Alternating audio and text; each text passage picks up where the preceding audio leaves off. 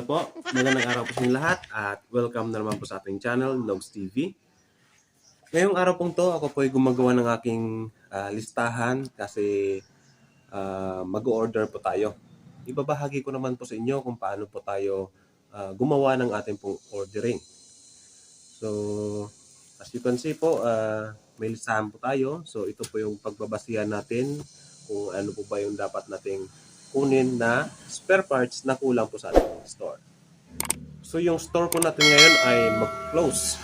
Yung pinipili ko pong araw sa pag-order kasi mas mag-close po yung store po natin ay siyempre yung araw na medyo matumal. So yung pinipili kong araw ay araw ng Miyerkules kasi yun po yung matumal na araw dito po sa amin. So let's start na po. Tayo po sa ating pong supplier. 2 hours later.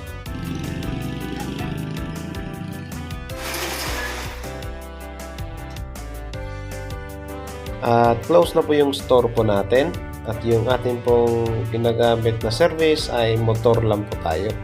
Wala po tayo kasing sasakyan. So, yan lamang po yung service po natin. Pero mas mainam po sana sa pag-order o pagkuha ng stock natin ay nakasasakyan tayo or di naman tricycle para pwede nating may karga yung mga items na kukunin natin sa ating supplier. Kahit na magulong, pwede nating ikabit. Pero sa case ko po, wala pa po tayong sasakyan. Kung mapalad po yung pagninegosyo natin, baka sakali makakuha po tayo ng ating pong sasakyan. 1 eternity later. At nandito na po tayo sa ating pong supplier sa kay Gibbs. Tamang-tama po, open na po sila. Yan, tamang-tama yung dating po natin. Yung ginagawa ko nga po pala, pwede nyo naman po kasing isend sa kanila yung order nyo para po ready for pick up na lang. Yan po yung karamihan ginagawa nila dito. Hi ma'am. At ito na yata yung order natin. Ay, hindi pa pala. Bahala ka sa buhay mo. Sa isang wholesaler pala to. Yung sa atin pala ay nandito. Hindi totoo yan. Yan. Yan po yung order ko. Karamihan po dyan mga engine oil. At yung ginagawa ko po ay dino-double check ko po talaga na lahat na nakalista sa aking pong order ay dapat po meron. Kasi po pag wala ay pwede ko naman pong orderin sa kabilang supplier. Karamihan kasi dyan nauubos yung oras natin. Lalong-lalo na kapag yung stock na kukunin natin ay order ng ating customer. So, obligado ka talaga na kunin yung piyesang in-order ng customer sa atin. Yung budget ko nga po pala dyan ay 30k. So, nakita nyo naman kung anong piyesa lamang, anong parts lamang yung aabutin ng 30k po natin. Halos 3 box, 4 na box. Karamihan po kasi dyan ang kinuha kong mga engine oil. So, medyo masakit yung puhunan natin sa engine oil. Pero dapat marunong kang mag-balance ng pesang kukunin mo. Hindi po pwedeng puro ka lamang lubricants o mga engine oil yung kukunin mo kasi yung mga pesa ay kakailanganin rin ng store po natin. So dapat balance po yung pagkuha ng ating pong stocks.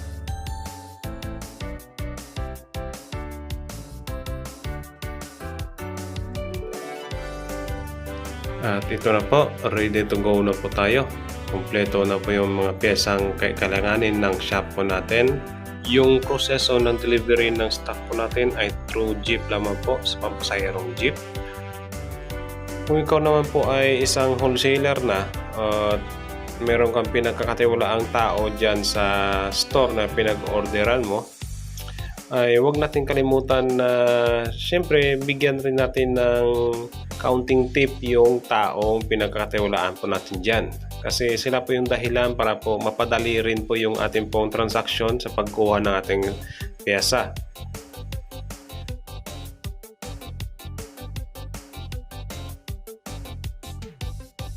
Maliit na bagay po sa atin, pero malaking bagay na po yun para sa atin pong mga taong pinagkakatiwalaan po dyan.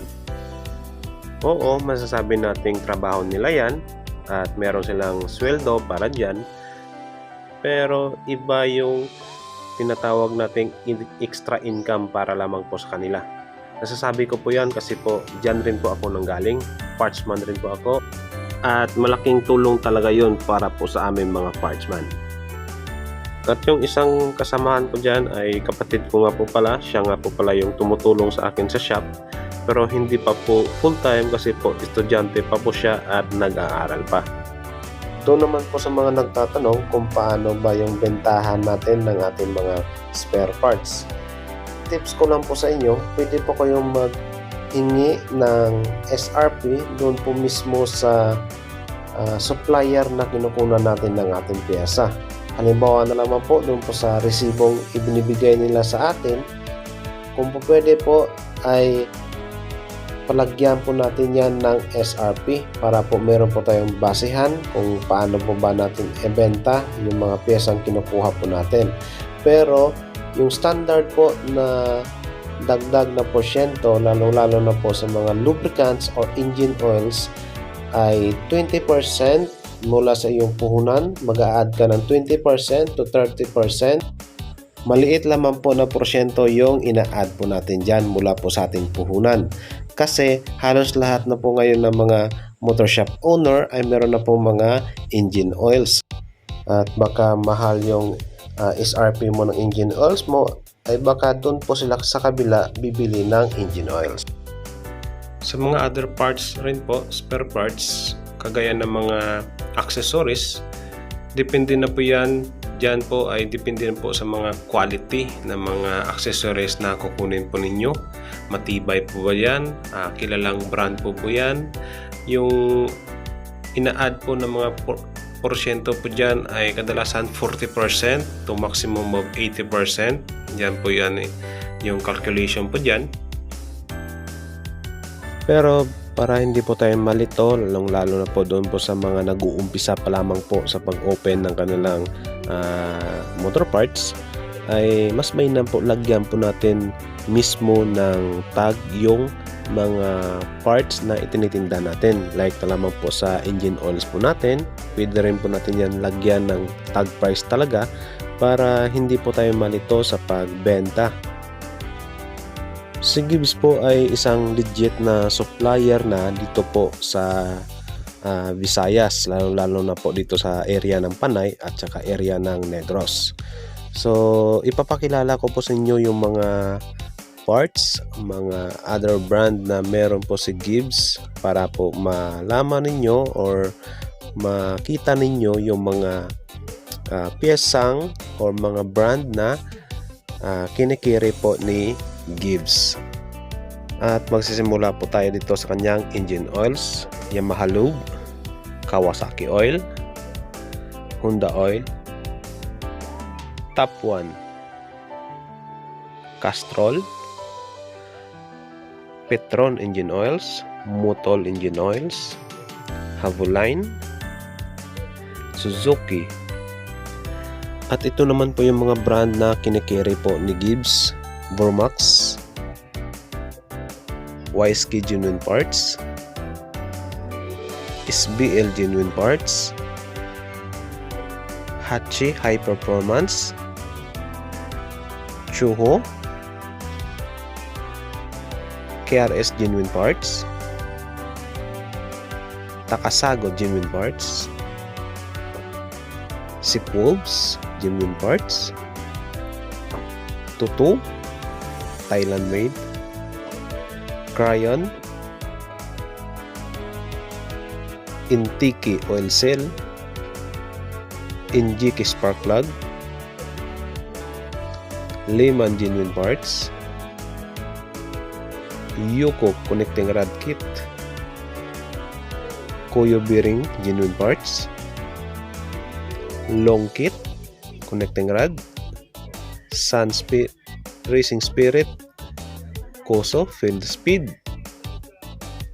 Osaki Genuine Parts, Racing Hero Genuine Parts, Spiker Racing Performance, Motorstar Genuine Parts, Badja Genuine Parts,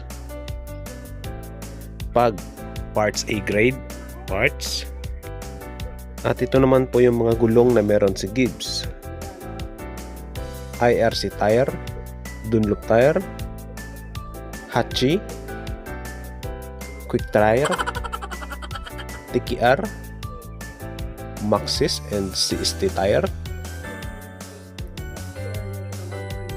Crayon, Dura Tire, Camel, Chaoyang, Leo Tire, Power Tire at V-Rubber.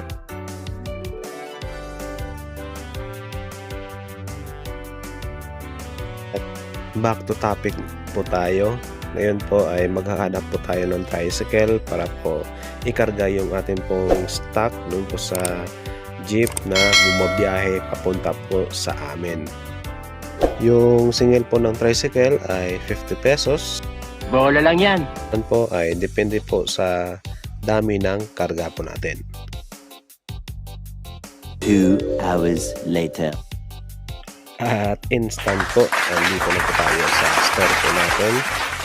Siyempre, ang gagawin po natin pag dumating na po yung stock po sa atin, mas mainam, mas maaga po natin i-check yung items. I-check po siya natin by quantity.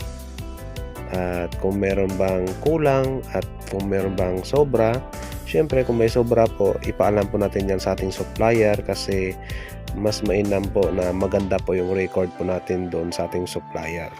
At yung number 1 po na reason para po i-check po natin, siyempre para malaman po natin yung nag-increase ng mga parts, para po ma-update po natin yung SRP po natin.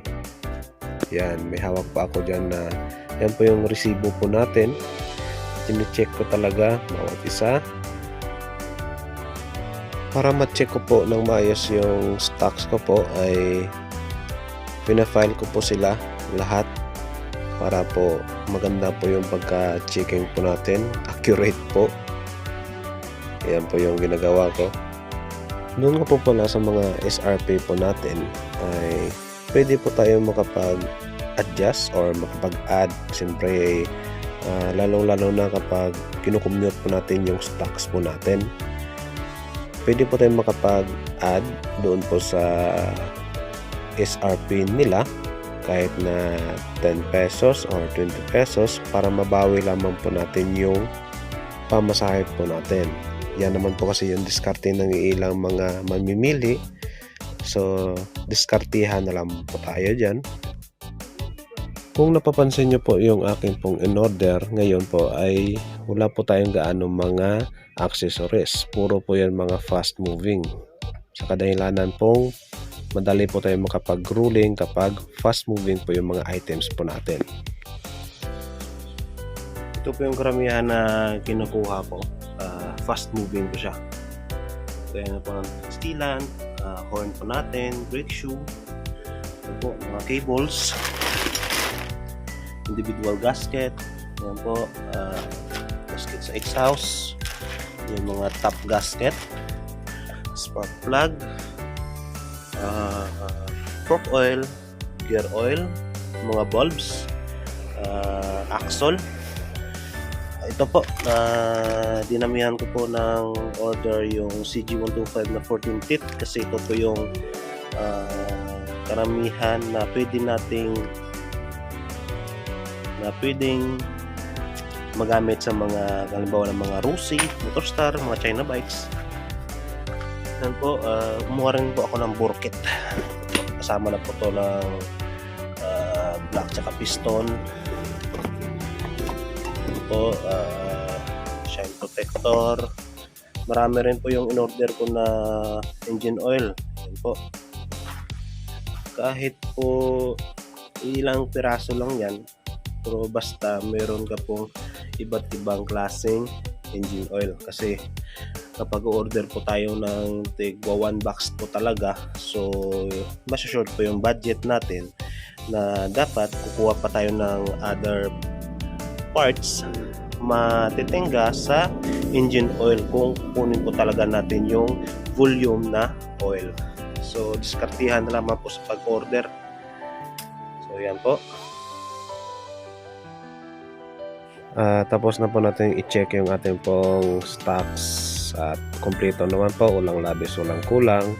Pero na-detect po natin na meron po tayong nagtaas na spare parts. At yun nga po yung ating pong engine oils. Tumaas po siya ng yung iba tumaas ng 10 pesos. Yung isa namang brand ay tumaas na mahigit 20 pesos. So, yan po yung purpose po natin para po makapag-adjust po tayo sa ating pong SRP. Para hindi po tayo lugi, lalo na po dito po sa oil kasi malaki po yung puhunan po natin dyan, maliit lamang pong itinutubo po natin. So yan po yung diskarte po natin. So yan po, hanggang dito na lamang po at sa susunod naman po nating mga video tutorial about po sa motorcycle spare parts as a motorcycle spare parts business. So maraming salamat po at God bless. Bye-bye!